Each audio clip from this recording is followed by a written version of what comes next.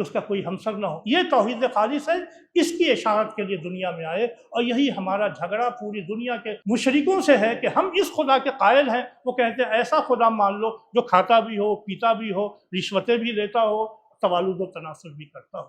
میرے عزیزان، اگر آپ قرآن کریم کو اس طرح پڑھیں گے تو آپ کے اوپر قرآن کے معانی کی ایک دنیا سمجھ میں آئے گی۔ قاری صاحب نے قرآن پڑھا، بہت خوبصورت لہجے میں پڑھا، آپ کو اچھا لگا ہوگا۔ قرآن کریم جب اچھی طریقے سے پڑھتا ہے تو قرآن قاری ہوتا ہے تو قرآن کریم اپنی جگہ بناتا ہے، اچھی آواز میں کوئی قرات کر دے تو آپ کے دل کو پگھلا لیتا ہے کہ اللہ کا کلام ہے۔ عادت ڈالیے اپنے بچوں کو سوتے ہوئے اللہ کا کلام سنائیے، اچھے قاریوں کی قرات سنائیے، اور یہ بڑے ہونے لگے تو ان کو قرآن سمجھائیے، قرآن کو روزی بنائیے ان کی۔ یہی قرآن ان کا دنیا میں نور ہے، یہی قرآن آخرت میں نور ہے، یہی پل صراط میں نور ہے، یہی قبر میں نور ہے، یہی حشر میں نور ہے، یہی میدان میں نور ہے، اللہ کے پاس نور ہے۔ نحمدہ ونصلی علی رسولہ الکریم، اما بعد، اعوذ باللہ من الشیطان الرجیم، بسم اللہ الرحمن الرحیم۔ رسول من اللہ یتلو صحفا مطہرہ فیہا کتب قیمہ، صدق اللہ العظیم۔ اللہ کا شکر اور احسان ہے کہ آپ حضرات نے رمضان المبارک کو پایا، اس کے روزے رکھے، اس میں تلاوت کی، اس میں تراویح پڑھی، اور آج قرآن کریم کا ختم بھی ہوا۔ اللہ ان اعمال صالحہ کو قبول فرمائے اور ہمارے گناہوں کے کفارے کا ذریعہ بنائے اور اجر آخرت بنائے۔ آج کی رات قدر کی رات ہے، یہ رات 1000 راتوں سے زیادہ بہتر ہے اللہ تبارک و تعالیٰ کے نزدیک۔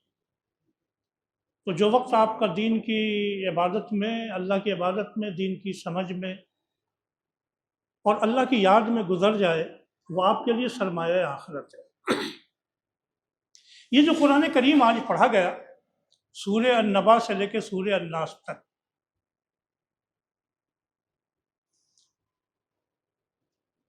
قرآن کریم کی یہ تمام صورتیں مکی ہیں، یعنی مکی زندگی میں نازل ہوئی اللہ کے رسول صلی اللہ علیہ وسلم پر۔ لیکن ان میں 5 صورتیں ایسی ہیں جو مکی نہیں ہیں، جیسے سورہ البینہ ہے، مدنی ہے، سورہ زلزال ہے، مکی نہیں مدنی ہے، سورہ النصر مکی نہیں مدنی ہے، اور سورہ الفلق اور سورہ الناس۔ یہ 4-5 صورتیں ایسی ہیں جو مدنی ہیں، مکی نہیں ہیں۔ باقی جتنی صورتیں آج تلاوت کی گئیں وہ سب مکی ہیں۔ قرآن کریم میں عام طور پر چھوٹی صورتیں جو ہوتی ہیں وہ مکی ہوتی ہیں، بجز اس استثناء کے جن کا میں نے ابھی ذکر کیا۔ اور عام طریقے سے بڑی جو صورتیں ہوتی ہیں وہ مدنی ہوتی ہیں۔ مکی اور مدنی صورتوں کی ایک پہچان یہ ہے کہ مدنی صورتوں میں احکام ہوتے ہیں، نماز کے، روزے کے، حج کے، زکوٰۃ کے، جہاد کے، طلاق کے، لین دین کے، معاشرتی زندگی اور حکومت کی زندگی کے، اقتصادیات کے قوانین ہوتے ہیں۔ مکی صورتوں کے اندر توحید کا اثبات، رسالت کا اثبات، آخرت کا انذار، کفر و شرک سے برات، بت پرستی سے نجات، خاندانی تعلقات، صلہ رحمی، انسانی حقوق، انسانوں کی خدمت، یتیموں ناداروں کی خدمت، بیواؤں کی خدمت، اس طرح کے انسانی معاملات۔ قرآن کریم میں بالعموم جہاں جہاں یا ایھا الذین آمنوا سے خطاب کیا جاتا ہے، اس سے مراد آپ جانتے ہیں کہ مدینے کے لوگ ہوتے ہیں، مومن ہوتے ہیں، اور مومن زیادہ تر مدینے میں تھے تو یہ مدنی صورتوں میں ہوتا ہے۔ ایک آدھ جگہ ایسا ہے جہاں مکی صورتوں میں بھی اہل ایمان کو خطاب کیا گیا ہے، لیکن بالعموم جب یا ایھا الناس کہا جاتا ہے قرآن تو یہ مکی صورتوں میں اس کا خطاب ہوتا ہے، اس لیے ایک ملی جلی زندگی تھی وہاں، مسلم بھی تھے، نان مسلم بھی تھے، مسلمان کم تھے اور غیر مسلم زیادہ تھے۔ لیکن مکی صورتوں میں جو فوکس ہوتا ہے وہ بنیاد ہے اسلامی معاشرے کی، وہ بنیاد ہے اسلامی تمدن کی۔ اس لیے کہ آدمی جب تک بہت اچھا انسان نہ ہو وہ بہت اچھا مسلمان نہیں ہو سکتا۔ یہ ہے نقطہ مکی صورتوں کا۔ بہت اچھا مسلمان ہونے کے لیے ضروری ہے کہ آدمی بہت اچھا انسان ہو، انسانی کوالٹیز ان کے اندر ہو، انسانی خوبیاں، خصائص، قبائل انسان کے اندر ہو۔ اللہ کے رسول صلی اللہ علیہ وسلم نے اسی کو اس طرح فرمایا، خیارکم فی الجاہلیہ خیارکم فی الاسلام اذا فقہوا۔ تم میں جو لوگ جاہلیت میں اسلام لانے سے پہلے اچھے انسان تھے وہ اسلام لانے کے بعد بھی بہتر ہوں گے، جب ان میں بشرطے کہ سمجھ پیدا ہو جائے۔ انسانی کوالٹی بہت میٹر کرتی ہے۔ بہت شدید دشمن تھے اسلام کے عمر فاروق اور ابو جہل، شدید دشمن تھے۔ عمر بن خطاب اور ابو جہل، ابو الحکم جس کا نام تھا۔ اللہ کے رسول صلی اللہ علیہ وسلم نے دعا فرمائی کہ اللہ اسلام کو تقویت عطا فرما، یا تو عمر کو اسلام کی توفیق عطا فرما یا ابو جہل کو اسلام کی توفیق عطا فرما۔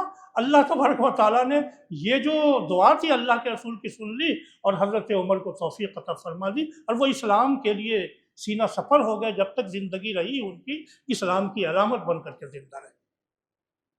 تو کوالٹی تھی ان کے اندر، کفر کے اندر بھی۔ شروع ہوتا ہے معاملہ سورہ النبا سے۔ اللہ تبارک و تعالیٰ یہ کہتا ہے کہ مجھ کو پہچاننے کے لیے، میری آخرت کو جاننے کے لیے تمہیں کچھ اور نہیں کرنا ہے، میرے آثار کو دیکھنا ہے۔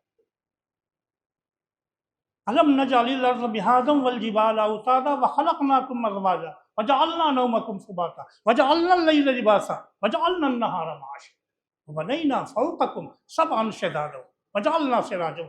اس کائنات کو، بھری ہوئی کائنات کو دیکھو، کیا تم نے بنایا اسے؟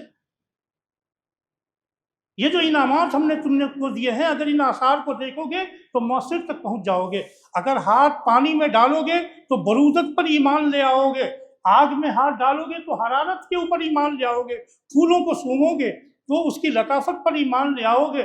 تم پانی کو دیکھتے ہو، برودت کو نہیں، آگ کو دیکھتے ہو، حرارت کو نہیں، پھول کو دیکھتے ہو، لطافت کو نہیں۔ اسی طرح اس کائنات کو دیکھو گے تو اس کے پیچھے وہ جو مخفی ذات ہے اس کا ادراک کر لو گے۔ تبارک اللہ احسن الخالقین، وہی خدا ہے جس نے بڑی خوبصورتی سے اس کائنات کو پیدا کیا اور رچایا ہے۔ یہ ہے فلسفی قرآن کریم۔ تو اس لیے میں کہتا ہوں کہ قرآن کریم کو سمجھنے کے لیے آدمی کو اپنی عقل کا استعمال کرنا چاہیے، ان اصولوں کے تحت جو اللہ کے رسول صلی اللہ علیہ وسلم نے عطا فرمایا ہے۔ اگلی سورہ آتی ہے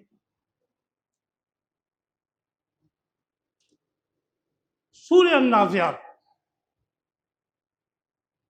شاہ ولی اللہ محدث دہلوی بہت بڑے محدث گزرے ہیں اصول تفسیر پہ، ان کی کتاب سارے مدرسوں میں پڑھائی جاتی ہے، الفاظ الکبیر۔ وہ یہ کہتے ہیں کہ قرآن کریم کا ایک اسلوب یہ ہے کہ لوگوں کو خدا کی طرف بلاتا ہے تین طریقے سے۔ ایک طریقہ ہے تذکیر بے آلاء اللہ، جس کا سورہ النبا میں ذکر کیا گیا ابھی، جس کا میں نے تذکرہ کیا، اور دوسرے تذکیر بے ایام اللہ، گزری ہوئی تاریخ کا حوالہ دیتا ہے قرآن اپنی طرف بلانے کے لیے، اور ایک ہے تذکیر بما بعد الموت، آخرت کا ذکر کر کے۔ تو اب یہ دوسری سورہ آتی ہے، وہ نمونہ ہے تذکیر بایام اللہ کا۔ موسیٰ علیہ السلام فرعون کی طرف جاتے ہیں، اللہ کا حکم ہوتا جاؤ، وہ سرکش ہو گیا ہے۔ موسیٰ اور فرعون کا قصہ اس سورہ میں بہت ابھرا ہوا قصہ ہے، اور یہی اس سورہ کا عمود ہے۔ عمود سمجھتے ہیں ایکسس، جس کے اوپر پوری سورہ گردش کرتی ہے۔ موسیٰ اور فرعون کا قصہ جیسے آپ قرآن کریم شروع کرتے ہیں سورہ الفاتحہ کے بعد،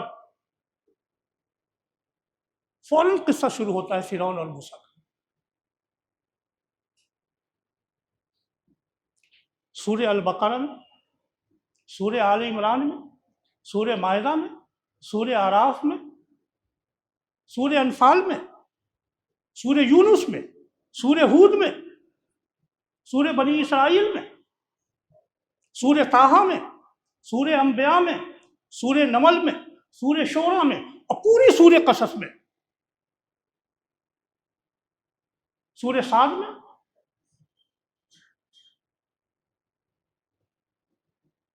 سورہ دخان میں، سورہ زخرف میں، اور یہ جو سورہ آئی ابھی ابھی پڑھی گئی سورہ النازعات میں، اس کے بعد ابھی آئے گا تھوڑی دیر کے بعد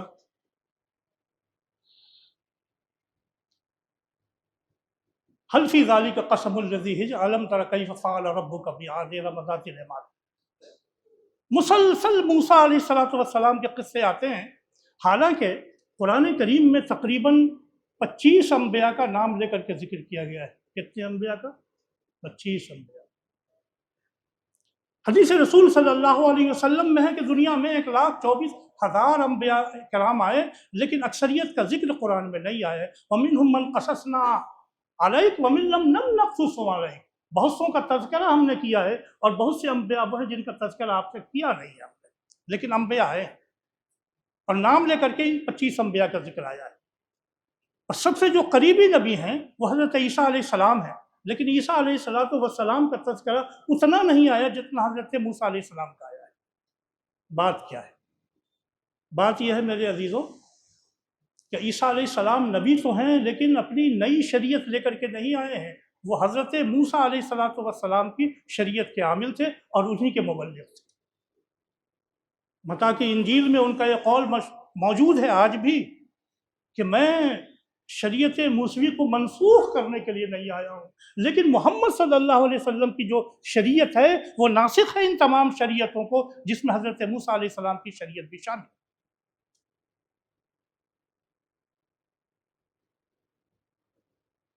تو جو اصل شریعت ہے وہ حضرت موسیٰ علیہ السلام کی شریعت ہے، اسی لیے قرآن کریم میں ان کا جو واقعہ ہے ان کو بہت ابھار کر کے پیش کیا گیا ہے۔ اس سے پہلے جو نظام شریعت ہے وہ، اور پھر موسیٰ علیہ السلام کا جس طرح سے فرعون سے مقابلہ ہوا ہے۔ ایک بات یاد رکھیے، موسیٰ علیہ السلام شیر خوار تھے، فرعون کے ڈر سے ماں نے سمندر میں، دریا میں ڈال دیا، ٹوکری میں ڈال دیا۔ فَالْقِهِ فِي الْيَمِّ فَلْيُلْقِ الْيَمُّ بِالسَّاحِلِ يَأْخُذْ عَدُوٌّ لِّي وَعَدُوٌّ لَّهُ۔ ڈال دے موسیٰ کی ماں موسیٰ کو دریا میں، شیر خوار بچہ ڈوبنے سے بچا لیا، خدا کی قدرت ہے۔ اور یہ فرعون دنیا کا سب سے بڑا تھا، I am mighty, I am powerful, I am God, I am supreme God, انا ربکم الاعلی، جو دنیا کا سب سے بڑا اپنے خدا کہتا تھا، کوئی شخص اس کو ڈوبنے سے بچا نہ سکا۔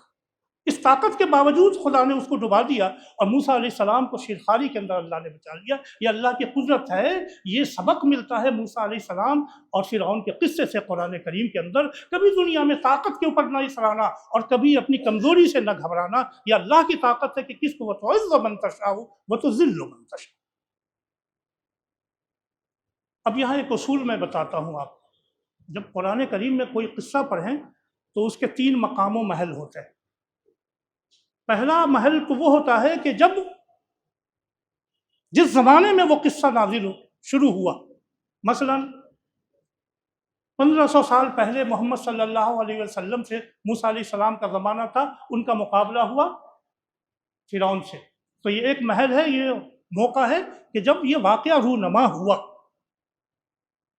موسیٰ علیہ السلام نے اللہ کے دعوت دی، اللہ کے دین کی دعوت دی، فرعون نے نہیں مانا، بنی اسرائیل کو ستایا، ظلم کیا، لڑکیوں کو زندہ چھوڑا، لڑکوں کو ذبح کر دیا۔ اللہ تبارک و تعالیٰ نے دریا میں غرق کر دیا، اور موسیٰ سے کہا کہ اپنی قوم کو لے کر کے چلو اور ان کو اپنی عبادت گاہوں کو آباد کرنے کا حکم دو، لیکن یاد رکھنا میں نے تمہارے ظالم کو فنا تو کر دیا ہے، فاستقیما ولا تتبعان سبیل الذین لا یعلمون، تم خود ظالم مت جانا، دین پر استقامت اختیار کرنا۔ دوسرا محل وہ ہے کہ جب قرآن کریم میں یہ واقعہ نازل ہوا۔ قرآن کریم میں کب نازل ہوا؟ محمد صلی اللہ علیہ وسلم، یعنی آج سے 1400 سال پہلے عرب کی سرزمین پہ۔ اس زمانے میں موسیٰ علیہ السلام کے قائم مقام تھے محمد عربی صلی اللہ علیہ وسلم، اور فرعون کے قائم مقام تھا ابو جہل اور ابو لہب۔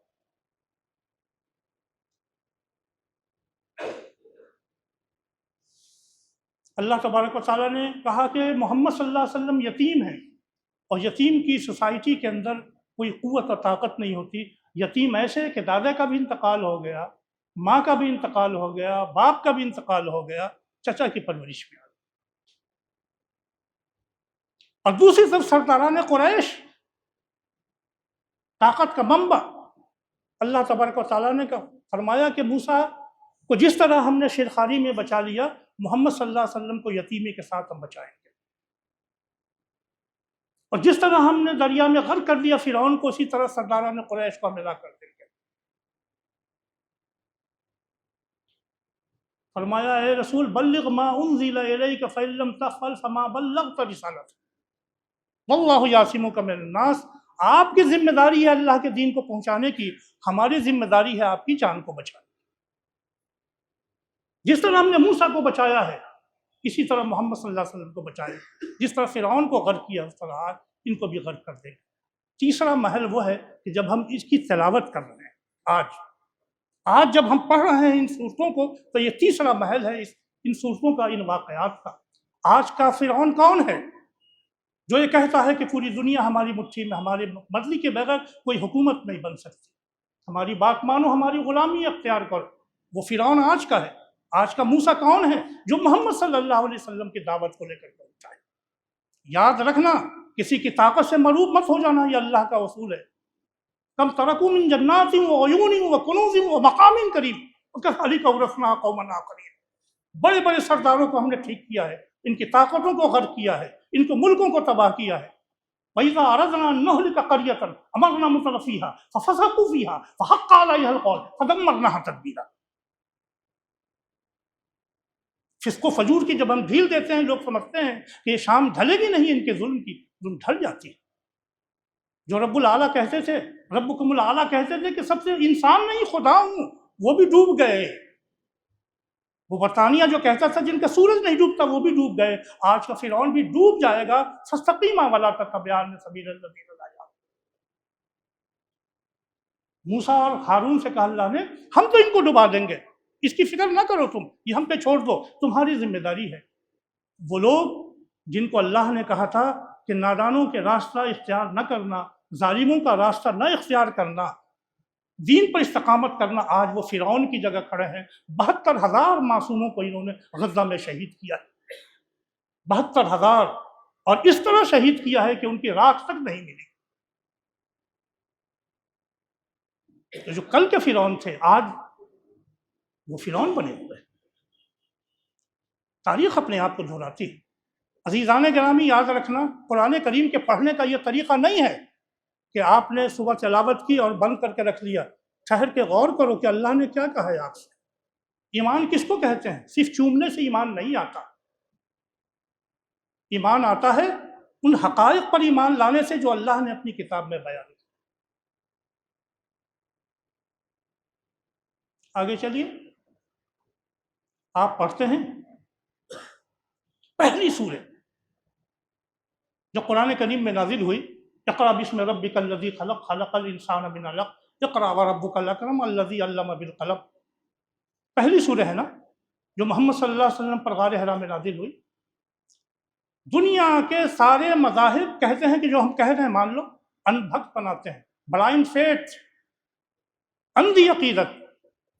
کوشچن مت کرو، علم حاصل مت کرو، انگوٹھا لگاؤ، ہم جو کہتے ہیں اس کو فالو کرو۔ لیکن اسلام ایک واحد یونک مذہب ہے جو کہتا ہے اندھی عقیدت کا کوئی مقام نہیں ہے۔ یہ نہیں ہے کہ حسبنا ما وجدنا علیہ آبانا اولو کان آباہم لا یعقلون شیئا ولا یہتدون۔ جو باپ دادا کو کرتے ہوئے پایا، یہ کوئی دین نہیں ہے، کوئی مذہب نہیں ہے، یہ ڈھکوسلا چھوڑ دو، یہ مذہب ہے ہی نہیں سرے سے۔ اگر تمہارے باپ دادا نادان تھے، جاہل تھے، ہدایت یاب نہیں تھے، تب بھی تم اپنی انسانیت کا سودا کرو گے، اپنے عقل کا سودا کرو گے، اپنی عقل کا استعمال کرو، ورنہ قیامت کے اندر افسوس کے ساتھ کہو گے لو کنا نسمع او نعقل ما کنا فی اصحاب السعیر۔ کاش دنیا میں ہم نے اپنی عقلوں کا استعمال کیا ہوتا، آنکھوں کا استعمال کیا ہوتا، کانوں کا استعمال ہوتا، اپنی بصیرت کا استعمال کیا ہوتا، تو آج ہم جہنم میں داخل نہ ہوتے۔ بے عقلی کا راستہ، اندھ بھکت کا راستہ، اندھی عقیدت کا راستہ سیدھے جہنم تک لے جاتا ہے۔ اور اللہ کے دین میں غور و فکر کا راستہ جنت تک لے جاتا ہے۔ یاد رکھنا، بلائنڈ فیتھ کا کوئی مقام نہیں ہے۔ 3 مرتبہ علم کا ذکر کیا پہلی وحی میں، 3 مرتبہ پڑھنے کا ذکر کیا پہلی وحی میں، لکھنے کا ذکر کیا پہلی وحی میں، کہ جو امت اب پیدا ہوگی محمد صلی اللہ علیہ وسلم کی پڑھی لکھی قوم ہوگی۔ اور جب تک دنیا میں ہم پڑھے لکھے تھے دنیا کی امامت کرتے رہے، لیکن جب ہم نے قرآن کو پڑھنے کے لیے، سمجھنے کے لیے استعمال نہیں کیا، چومنے کے لیے چھوڑ دیا، تاکوں میں بند کر کے رکھ دیا، ہمارا زوال شروع ہو گیا۔ اب ہمارے زوال کو کوئی لوٹا نہیں سکتا جب تک ہم قرآن کی دعوت پر واپس نہ آئیں۔ قرآن کیا کہتا ہے؟ ارأیت الذی ینہی عبدا اذا صلی، اللہ کے رسول صلی اللہ علیہ وسلم سارے طاغوت اور سارے بتوں سے توڑ کر ایک وحدہ لا شریک کے آگے سجدہ کرانے کے لیے آئے تھے۔ خانہ کعبہ میں نماز پڑھ رہے ہیں، کسی سے کچھ نہیں کہہ رہے ہیں، کفار مکہ بیٹھے ہوئے ہیں، آپ سجدہ کر رہے ہیں۔ یہ نالائق سب بکریوں کے، گایوں کے اور اونٹ کی اوجھڑیاں آتے لا کر کے حضور کے پیٹ پشت پہ ڈال دیتے، آپ سر نہیں اٹھا سکتے۔ کوئی شخص جا کر کے حضرت زینب آپ کی صاحبزادی کو اطلاع دیتا ہے کہ تمہارے باپ کے ساتھ یہ سلوک ہوتا ہے، وہ آتی ہیں، وہ اوجھ اٹھاتی ہیں آپ کی پیٹھ سے اور جاتی ہیں، ان کو دھوتی ہیں اور روتی ہیں۔ اللہ کے رسول فرماتے ہیں بیٹی رونا نہیں۔ کیا ایمان ہے! ارے ہم داڑھی والے بھی مسلمان ہیں بھائی، ہم کون سے مسلمان نہیں ہیں، لیکن ایمان اس کو کہتے ہیں۔ بیٹی یاد رکھنا، رونا نہیں۔ ایک وقت آئے گا جب اسی خانہ کعبہ میں اللہ وحدہ لا شریک کی عبادت کی جائے گی، یہ بت ہٹا دیے جائے گے۔ یہ یقین، یہ اعتماد کہ آج مظلوم ہیں تو ہیں۔ قرآن نے فرمایا کہ ارأیت الذی ینہی عبدا اذا صلی، کیا اس کو دیکھا جو اس بندے کو روک رہا ہے، وہ بندہ جب نماز پڑھ رہا ہے۔ یہ منظر آج ہندوستان میں دیکھ رہے ہیں، نمازی کو لات مارا جا رہا ہے، نمازی کو دھکا دیا جا رہا ہے، سارے مناظر آپ دیکھ رہے ہیں، آپ مایوس ہو گئے؟ کیا ابھی شہر میں تم نئے آئے ہو، لوگ گئے راہ میں حادثہ دیکھ کر کسی نمازی کو پٹتے ہوئے دیکھا تو تمہارے حوصلے ٹوٹ گئے؟ یہ ہمارے رسول کی سنت ہے کہ نماز کی حالت میں آپ نے لاتیں کھائی ہیں۔ ہم نہیں گھبراتے، ہم وہ مومن نہیں ہیں۔ ہمیں مارا جائے گا، پیٹا جائے گا، نہ ہم نماز چھوڑیں گے، نہ ہم دین چھوڑیں گے، نہ تمہاری لاتیں چھوٹیں گی، نہ تمہارے مکے چھوٹیں گے، نہ تمہاری تلواریں ہٹیں گی۔ تلواروں کے سائے میں پل کر جب ہوئے ہم عبادت کرتے رہیں گے اور کر کے دکھاتے رہیں گے۔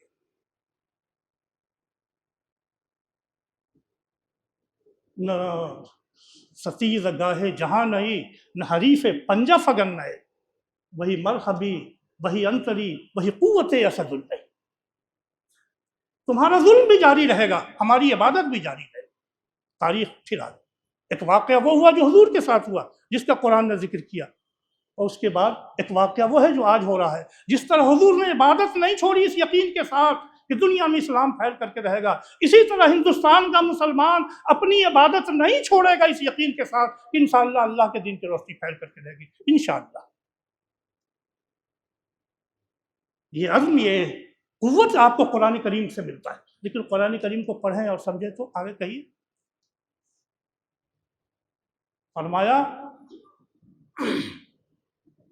لَنَصْفَعًا بِالنَّاصِیَةِ نَاصِیَةٍ کاذِبَةٍ خَاطِیَةٍ فَلْیَدْعُ نَادِیَهُ سَنَدْعُ الزَّبَانِیَةَ۔ یہ جو جھوٹی خطاکار پیشانی ہے، ہم اس کو پکڑ کے کھینچیں گے۔ لَنَصْفَعًا بِالنَّاصِیَةِ، یہ نہیں کہا تمہاری پیشانی کے بال کو پکڑ کے کھینچیں گے، یہ نہیں کہا تمہاری چٹیاں پکڑ کے کھینچیں گے، یہی نہیں کہا لَنَصْفَعًا بِأَشْعَارٍ نَاصِیَةٍ، پیشانی کے بال ہم پکڑ لیں گے، پیشانی پکڑ کے کھینچیں گے۔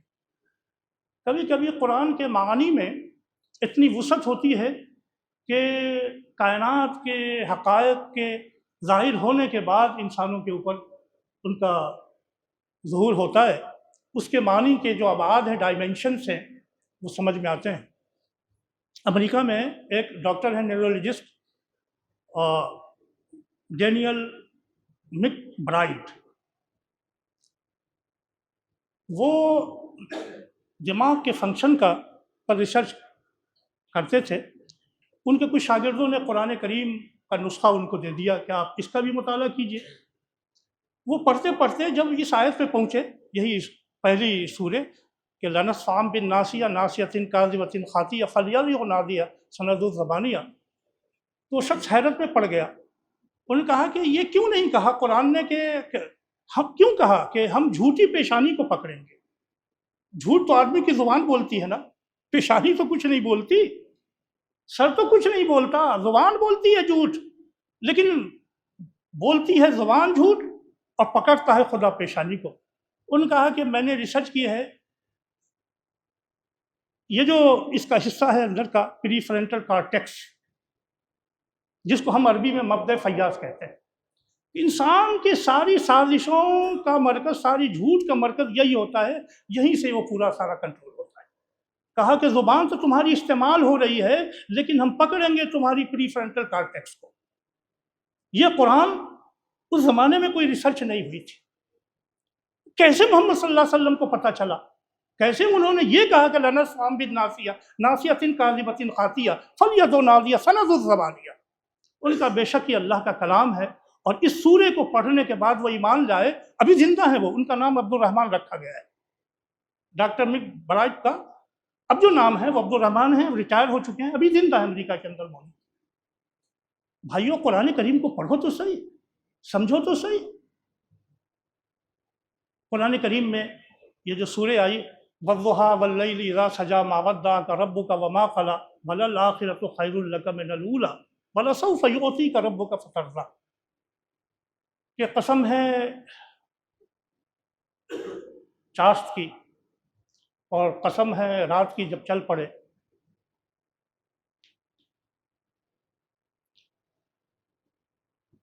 خدا نے، آپ کے رب نے آپ کو بے یار و مددگار نہیں چھوڑا، آپ کے رب نے آپ کو تنہا نہیں چھوڑا۔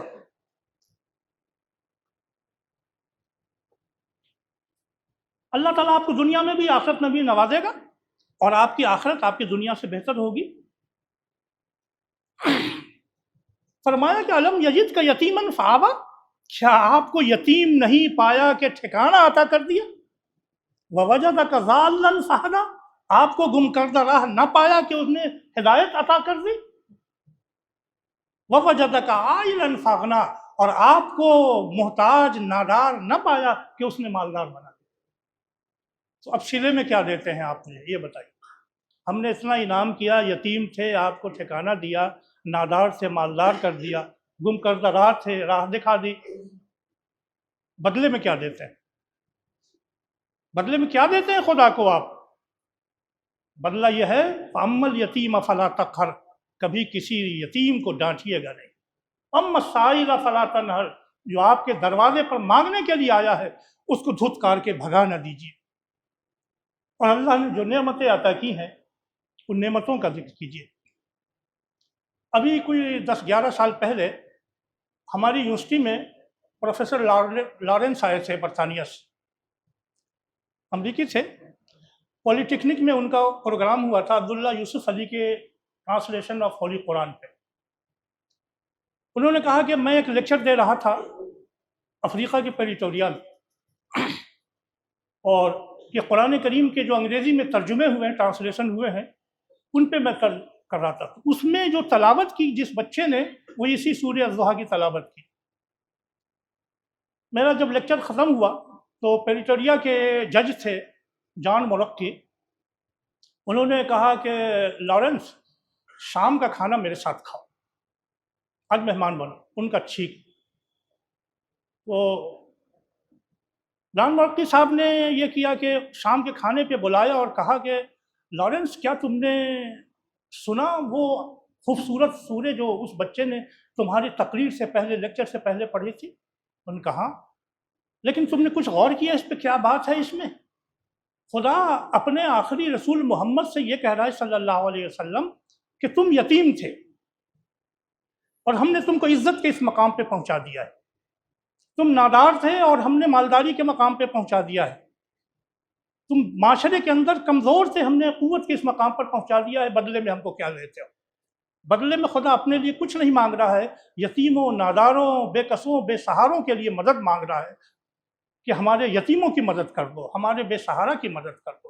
انسانیت نواز ایسا مذہب دنیا میں دوسرا کوئی نہیں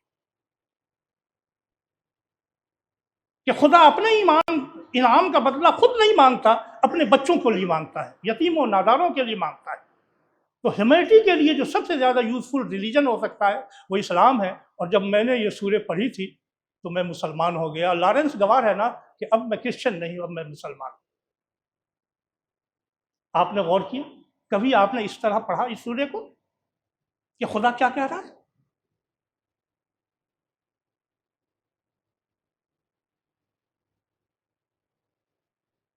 آگے چلیے، ایک چھوٹی سی سورہ آتی ہے تبت یدا ابی لہب وتب، ٹوٹ جائیں ہاتھ ابو لہب کے۔ اللہ کو کیا دلچسپی کہ کوئی لنگڑا ہو جائے، کوئی لولا ہو جائے، کیا دلچسپی؟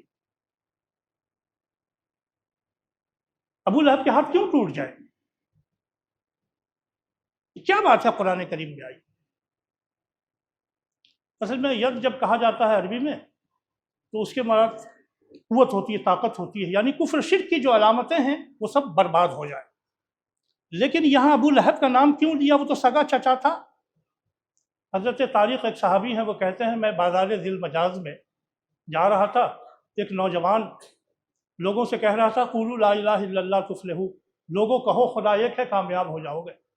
وہ کہتا ہوا بازار ذی المجاز میں جا رہا تھا، ایک پیچھے سے ایک آدمی لمبا چوڑا تنگا اور بھیگا خوبصورت بڑے بالوں والا ہاتھ میں پتھر لیے ہوئے اس نوجوان کو مارتا تھا۔ پتھر مارنے والا عمر دراز تھا اور کلمہ لا الہ الا اللہ کی دعوت دینے والا نوجوان تھا۔ میں نے کہا یہ عجیب منظر ہے، وہ بیچارہ کہتا ہے کہ ایک خدا کو مانو کامیاب ہو جاؤ گے، پیچھے سے آدمی پتھر مار رہا ہے اسے۔ میں نے پوچھا لوگوں سے کہ یہ کون لڑکا ہے جو یہ کہہ رہا ہے نوجوان کہ قولوا لا الہ الا اللہ تفلحوا؟ لوگوں نے کہا کہ اس کا نام محمد ہے، یہ عبد المطلب کا پوتا ہے، اس کے باپ گزر چکے ہیں اور یہ نیا دین لے کے آیا، کہتا ہے کہ بتوں کی پوجا چھوڑ دو، ایک خدا کی پرستش کرو تو کامیابی اسی میں تمہاری۔ کہا اچھا یہ آدمی جو پتھر مار رہا ہے یہ کون ہے؟ تو کہا کہ یہ اس کا چچا ہے عبد العزیٰ، اس کو ابو لہب کہتے ہیں، سگا چچا ہے جو اس کو پتھر مار رہا ہے، جو کہہ رہا ہے کہ مجنون ہے، دیوانہ ہے، اس کی بات پر۔ عزیزان گرامی، اس طرح یہ دین پھیلا ہے۔ یہ صوفہ سیٹ پہ بیٹھ کر کے دین ہانکنے سے دین نہیں پھیلتا، بازاروں میں پتھر کھانے سے دین پھیلا ہے اللہ کے رسول کا۔ جوش جنوں میں درد کی طغیانیوں کے ساتھ اشکوں میں ڈھل گئی تیری صورت کبھی کبھی۔ آپ نے تو صرف طائف کا قصہ پڑھا ہے، حضور صلی اللہ علیہ وسلم کی دعوتی زندگی میں ہر جگہ طائف ہے، ہر جگہ بازار ذی المجاز۔ تو قرآن کریم جب آپ پڑھتے ہیں تو آپ کو ان مناظر سے سابقہ پیش آتا ہے۔ پھر قرآن کریم آپ سے خطاب کرتا ہے، کہتا ہے کہ اللہ نے تم کو دولت دی، تم نے کیا کام کیا؟ دولت کو گن گن کے جمع مالا وعددا یحسب ان مالہ اخلد۔ یہ جو اللہ نے تم کو دولت دی ہے گن گن کے رکھنے کے لیے نہیں دی ہے، اپنی ضرورتیں پوری کرو اور اللہ کے بندوں کی ضرورت پوری کرو۔ ایک مرتبہ ایسا ہوا، قرآن کریم کی آیت نازل ہوئی، لن تنالوا البر حتی تنفقوا مما تحبون، کہ اپنے مالوں میں سے جو بہترین چیز ہے جس کو پسند کرتے ہو وہ نہ خرچ کرو، اس وقت تک تم نیک نہیں ہو سکتے، نیکیوں کو پہنچ نہیں سکتے۔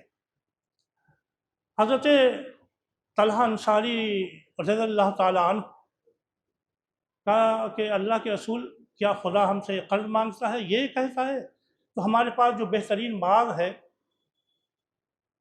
اور جس میں پینے پانی کا کنواں، بہت میٹھے پانی کا کنواں ہے، وہ باغ میں اللہ کی راہ میں دیتا ہوں۔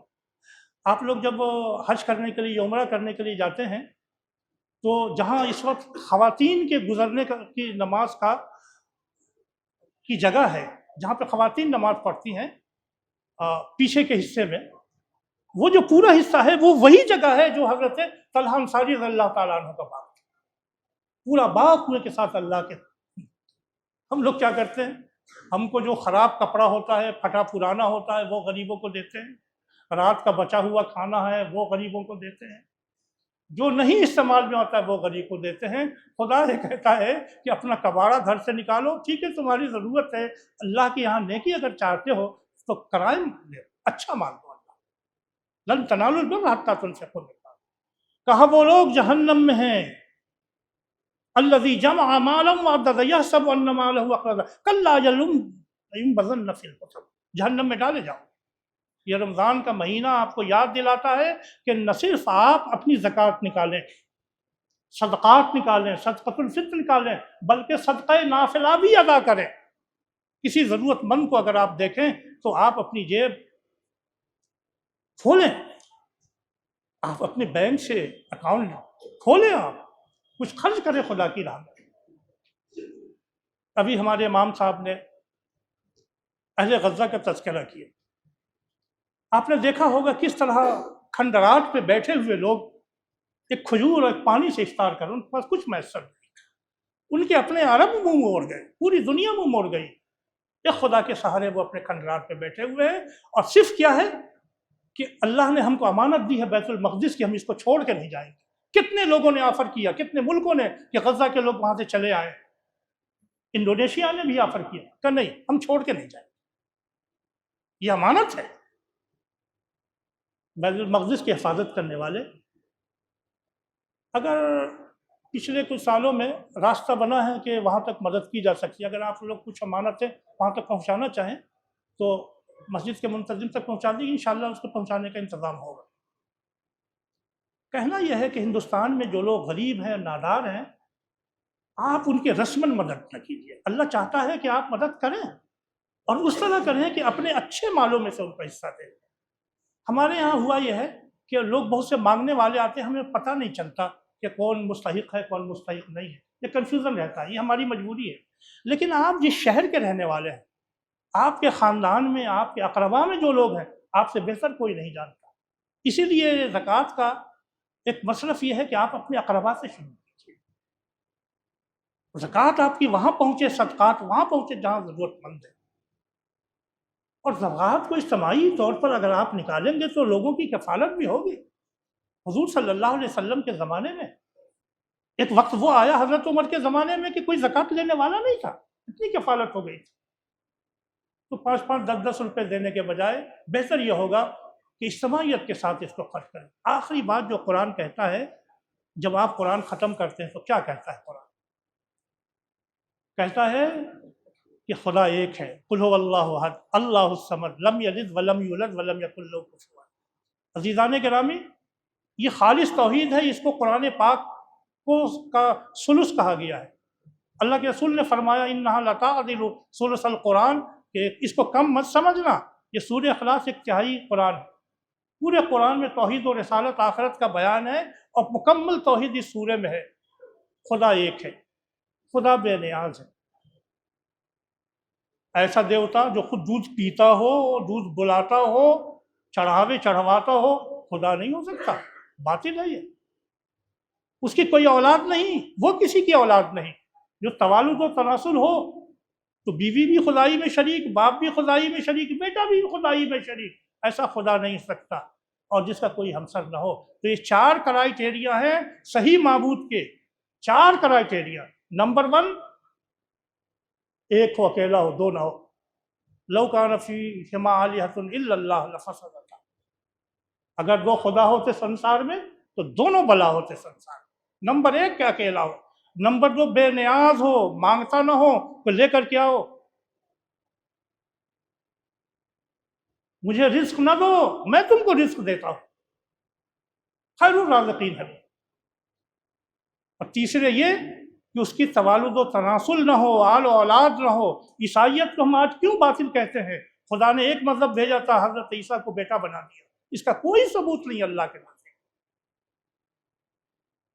قیامت میں پوچھے گا وہ عیسیٰ سے، کیا تم نے کہا تھا مجھ کو اور میری ماں کو خدا کے علاوہ معبود بنا لو؟ حضرت عیسیٰ کہیں گے اگر میں نے کہا ہوتا تو آپ کا علم نہ ہوتا۔ تو تیسری کرائیٹیریا یہ ہے کہ اس کے کوئی آل و اولاد نہ ہو، اور چوتھا یہ ہے کہ اس کا کوئی ہمسر نہ ہو۔ یہ توحید خالص ہے، اس کی اشاعت کے لیے دنیا میں آئے، اور یہی ہمارا جھگڑا پوری دنیا کے مشرکوں سے ہے کہ ہم اس خدا کے قائل ہیں۔ وہ کہتے ہیں ایسا خدا مان لو جو کھاتا بھی ہو، پیتا بھی ہو، رشوتیں بھی لیتا ہو، توالد و تناسل بھی کرتا ہو۔ میرے عزیزان، اگر آپ قرآن کریم کو اس طرح پڑھیں گے تو آپ کے اوپر قرآن کے معنی کی ایک دنیا سمجھ میں آئے گی۔ قاری صاحب نے قرآن پڑھا، بہت خوبصورت لہجے میں پڑھا، آپ کو اچھا لگا ہوگا۔ قرآن کریم جب اچھی طریقے سے پڑھتا ہے تو قرآن قاری ہوتا ہے، ایک چھوٹا سا واقعہ بیان کر کے اپنی بات ختم کر دیتا ہوں۔ ہندوستان ہی کے نہیں پوری دنیا کے سب سے بڑے قاری تھے قاری عبدالباسط، مصر کے قاری تھے۔ ان کی قرات سن کر کے سینکڑوں لوگ مسلمان ہوئے۔ ایک مرتبہ ان سے کسی نے پوچھا کہ آپ نے پوری زندگی قرآن کی تلاوت کی، کیا کبھی قرآن کا معجزہ بھی آپ نے دیکھا اپنی آنکھوں سے؟ کہ ان کا اکثر میں یہ معجزہ دیکھتا ہوں، ان کا کوئی ایک سنائیے۔ تو بات سنیے، ایک واقعہ سنایا کہ ایک مرتبہ مصر کا حکمراں جمال عبد الناصر، یہ سوشلسٹ تھا، تو اس نے ہمیں کہلا بھیجا کہ آپ تیار رہیے، آپ کو ایک جگہ چلنا ہے، کپڑے تیار رہیے، ٹھنڈے ملک جانا ہے۔ تو ہم نے کہا کہ بھئی کہاں لے جائیں گے؟ انڈیا، پاکستان، اور کہاں لے جائیں گے؟ مصر سے سعودی عرب، مسلم ممالک۔ کچھ بتایا نہیں، آئے چلے، کہا فلاں دن آ جائیے۔ ایئرپورٹ پہ پہنچے تو ان کے ساتھ معلوم ہوا کہ وہ طیارہ ماسکو جا رہا تھا، رشیا۔ ہم لوگ وہاں پہنچے، ان کی میٹنگ تھی، سرکاری میٹنگ تھی۔ میٹنگ ہوئی تو انہوں نے کہا کہ ہمارے ایک ساتھ ایک دوست آئے ہیں، یہ قرآن اچھا پڑھتے ہیں، آپ سننا چاہیں تو ذرا سا سن لیجیے۔ پورا مجمع لگا ہوا تھا اور سارے کے سارے عام لوگ نہیں تھے، سب سرکاری عہدیداران تھے۔ تو قاری عبدالباسط کو آپ نے کبھی دیکھا ہوگا یوں کر کے، کبھی آنکھ بند کر لیتے، کبھی آنکھ کھول لیتے ہیں۔ انہوں نے کہا میں نے تلاوت شروع کی۔ ان کا ٹھیک ہے، اور وہ سب لوگ بیٹھے رہے۔ میں پڑھتا گیا، میں کیا دیکھتا ہوں کہ جتنے آیان سلطنت ہیں، جتنے عمراء وزراء ہیں، سب آنسوؤں سے رو رہے ہیں، آنسوؤں سے رو رہے ہیں قرآن کو سن کر کے۔ تو میری قرات جب ختم ہوئی تو جمال عبد الناصر نے ان سے پوچھا کہ کیا آپ لوگوں نے کچھ سمجھا؟ کیا سمجھا آپ لوگوں نے؟ کہا ہم نے کچھ نہیں سمجھا، لیکن جو اس نے پڑھا وہ ہمارے دل میں اتر گئے۔ تو قرآن کریم اپنی جگہ بناتا ہے، اچھی آواز میں کوئی قرات کر دے تو آپ کے دل کو پگھلا لیتا ہے۔ یہ اللہ کا کلام ہے۔ عادت ڈالیے اپنے بچوں کو سوتے ہوئے اللہ کا کلام سنائیے، اچھے قاریوں کی قرات سنائیے، اور یہ بڑے ہونے لگے تو ان کو قرآن سمجھائیے، قرآن کو روزی بنائیے ان کی۔ یہی قرآن ان کا دنیا میں نور ہے، یہی قرآن آخرت میں نور ہے، یہی پل صراط میں نور ہے، یہی قبر میں نور ہے، یہی حشر میں نور ہے، اور یہی میدان میں نور ہے، اللہ کے پاس نور ہے۔ اللہم اجعل ھذا القرآن نورا فی قلبی۔ ہمیں امید ہے کہ انشاءاللہ آپ حضرات قرآن کریم کی تلاوت کو اپنا مشغلہ بنائیں گے۔ اللہ تبارک و تعالیٰ نے رسول کی علامت یہ بتائی کہ یتلو صحفا مطہرہ، یہ رسول تلاوت کرتے ہیں قرآن کی۔ تلاوت کیجئے، اس کو یاد کیجئے، اس کو سمجھیے، اس پر عمل کیجئے، اور اس کی دعوت دنیا کے انسانوں تک پہنچائیے۔ یہی ہمارا مشن ہونا چاہیے، اور یہی رمضان کا پیغام ہونا چاہیے۔ اللہ ہمارے بیٹھنے، سننے، بولنے کو قبول فرمائے، اور توفیق دے کہ ہم قرآن کریم کا حق ادا کر سکیں، اپنی نسلوں کو روح شناس کریں۔ والسلام علیکم ورحمۃ اللہ وبرکاتہ۔